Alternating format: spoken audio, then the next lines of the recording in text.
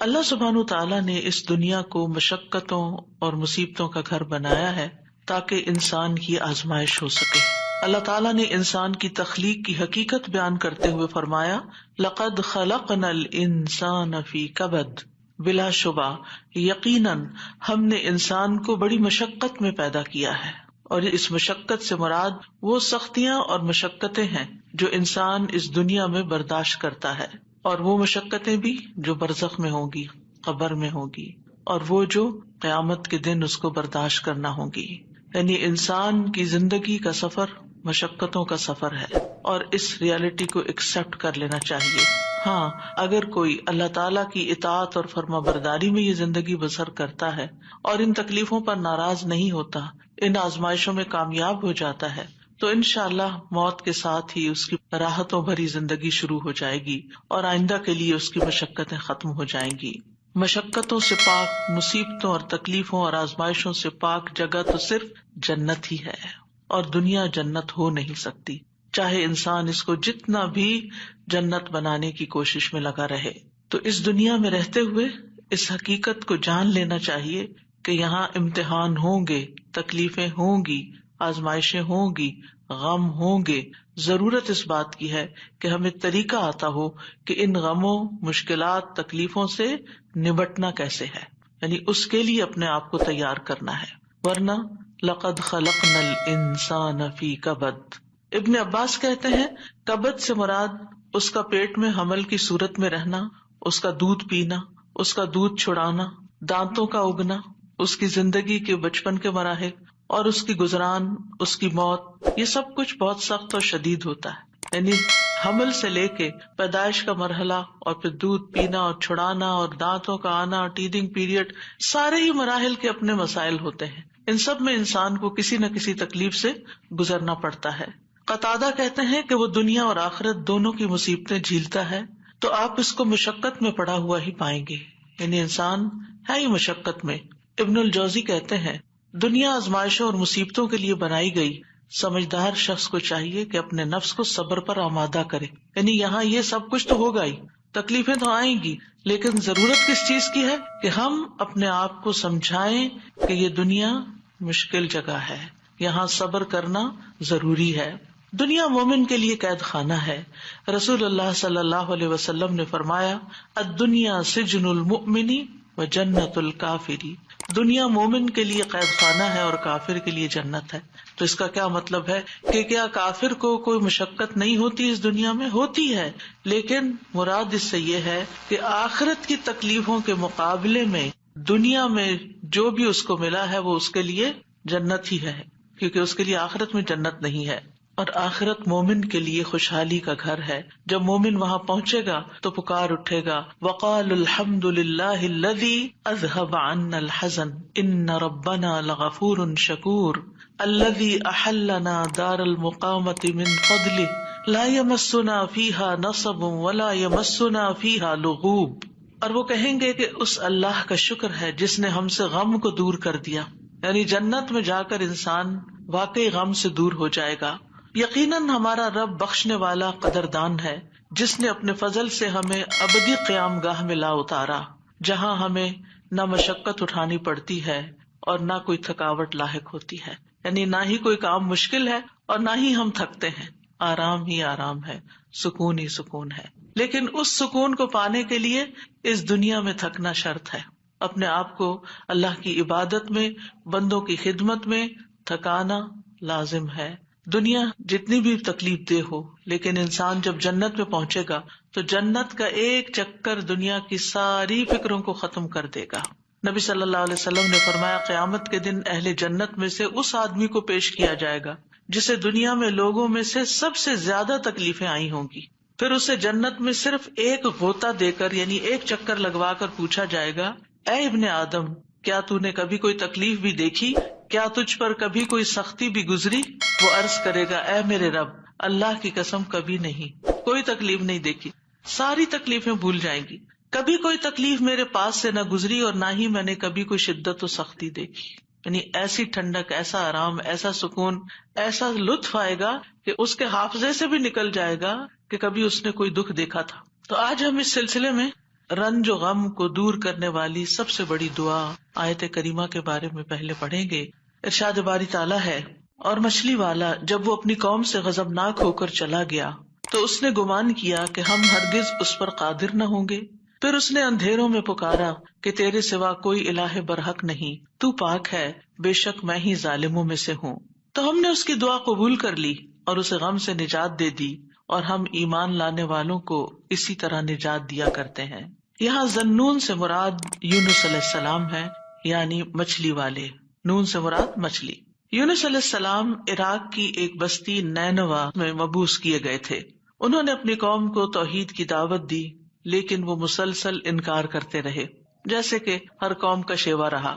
تو آخر ان سے اکتا کر، تنگ آ کر، غصے کی حالت میں ان کے حق میں بد دعا کی اور عذاب کی دھمکی دے کر اللہ کی اجازت کے بغیر انہیں چھوڑ کر نکل پڑے، جس کی انہیں اجازت نہیں تھی، جبکہ منصب رسالت کا تقاضا کیا تھا کہ ان کے کفر اور سرکشی کے باوجود انہی میں رہیں، اور جب تک اللہ تعالیٰ کا حکم نہ آ جائے، جب تک ان کی مدت مہلت پوری نہ ہو جائے، انہیں ہرگز نہ چھوڑا جائے۔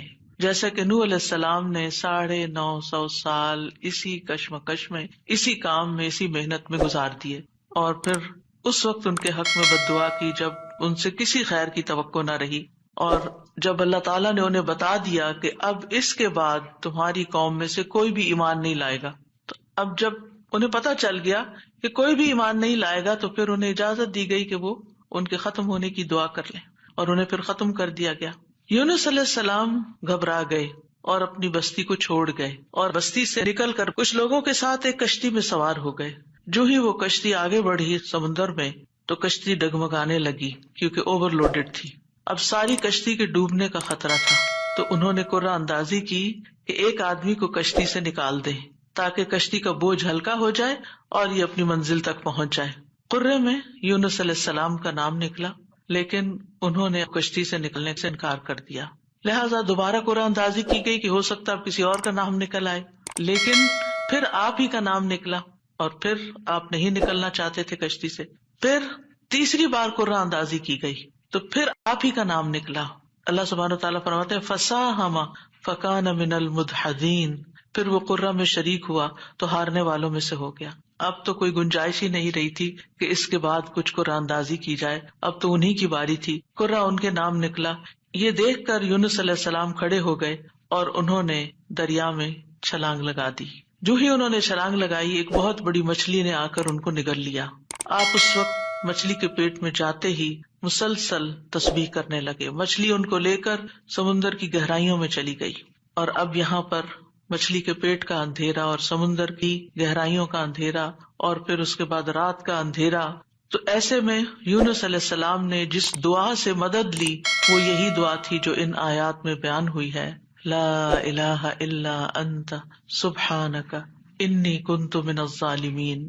تو بہرحال اللہ سبحانہ تعالیٰ نے ان کی دعا سن لی، انہیں غم سے نجات دی، اور مچھلی نے آپ کو ساحل پر اگل دیا، ایسے ساحل پر جہاں نہ کوئی انسان تھا، نہ کوئی پرندہ، نہ کوئی درخت اور نہ کوئی سایہ۔ پھر اللہ کے اذن سے انہیں یعنی کدو کی بیل کا سایہ بھی فراہم کیا گیا، اور اس کے ساتھ ساتھ کھانے کو بھی دیا گیا، اور ان کی جب تکلیف دور ہوئی اور وہ چلنے کے قابل ہوئے، کیونکہ ظاہر ہے کہ مچھلی کے اسٹمک میں ایسڈ ہوتا ہے، اور وہ ایسڈ نے ان کی اسکن کو اور ان کے پوری ہوش و حواس، ان کی آنکھیں، ان کی ہر چیز کو کتنا متاثر کیا ہوگا۔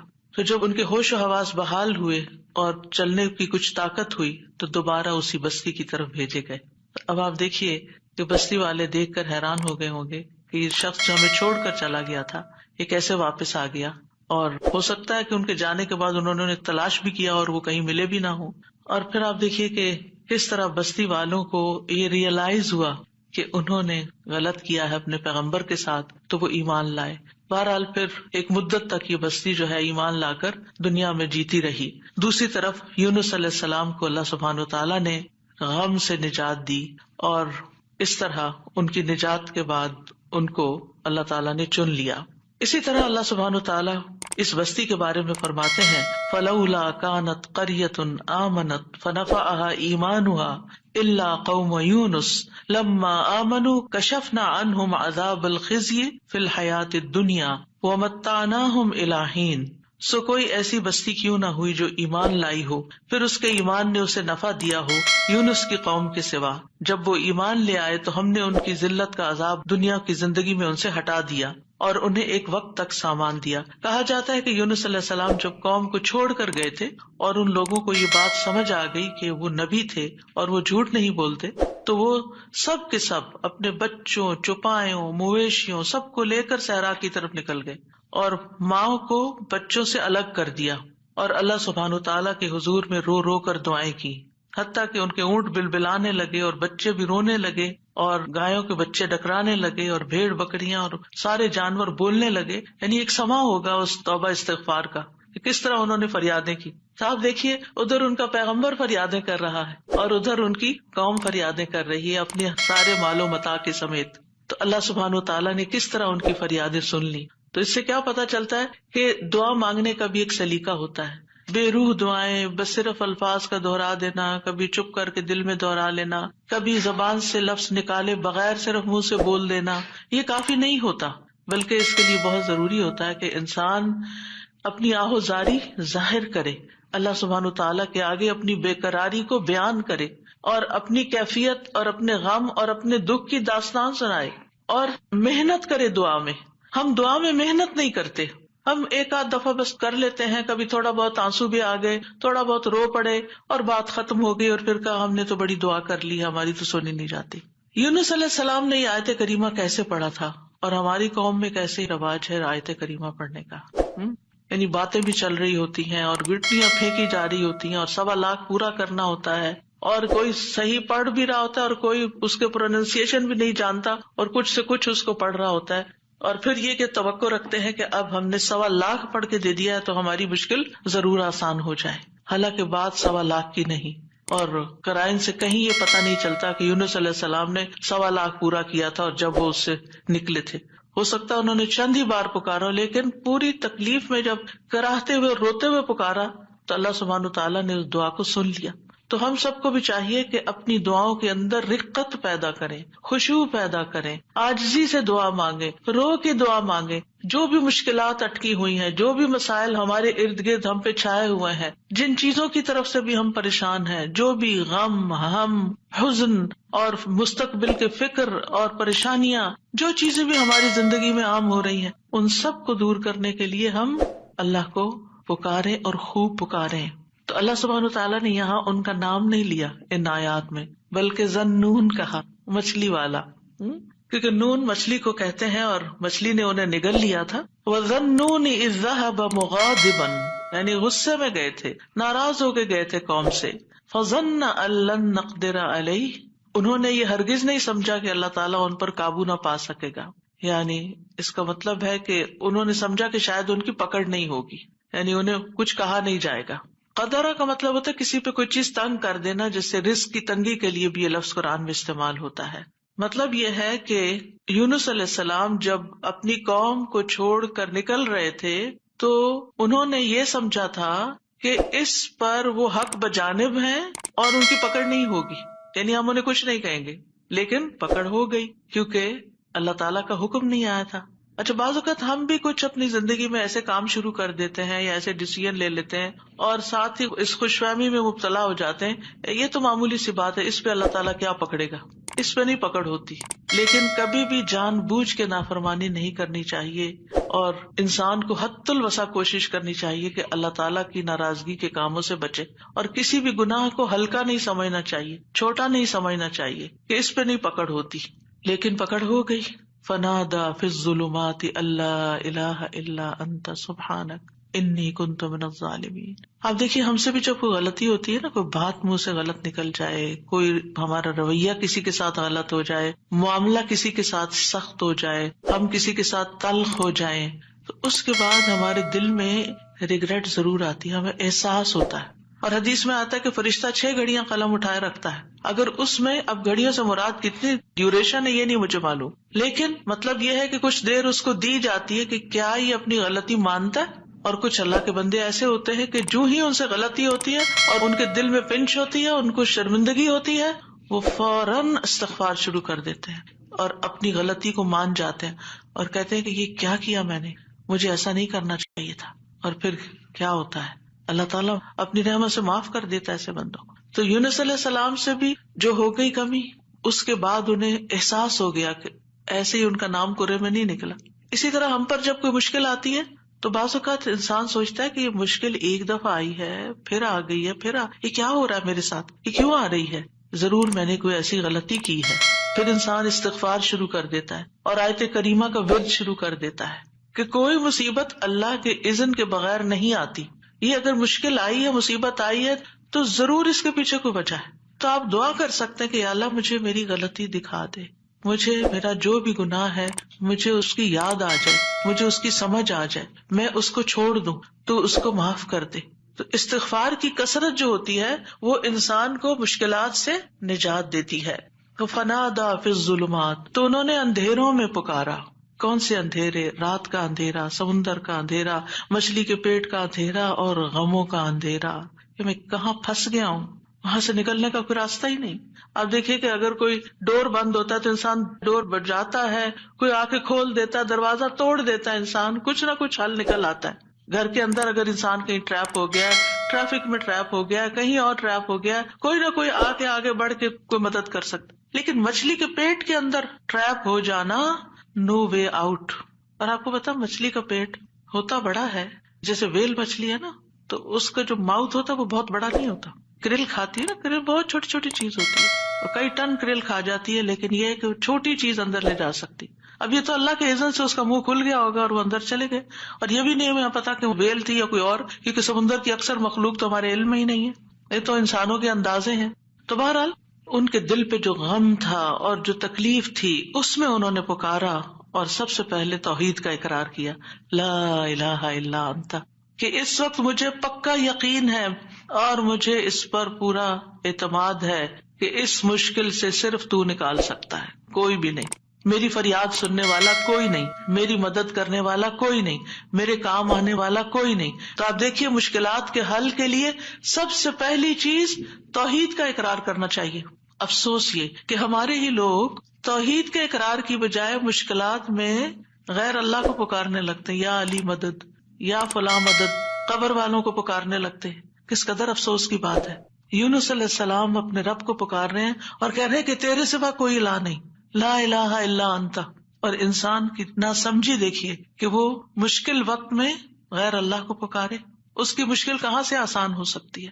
اور پھر اس کے بعد الا انت سبحانک، تو پاک ہے، یعنی اللہ تعالیٰ کی ذات کو ہر نقص، ہر عیب، ہر آفت سے منزہ اور پاک قرار دیا. ہمارے ہاں کیا ہوتا ہے، جب کوئی تکلیف آتی ہے یا ہم لوگوں کو بلیم کرتے ہیں، ان کی وجہ سے ہوا ہی ہے، فلاں نے نظر لگا دی ہے، یا پھر ہم اللہ تعالیٰ کو الزام دینے لگتے ہیں، اٹس ناٹ فیئر، میرے ساتھ اچھا نہیں ہوا.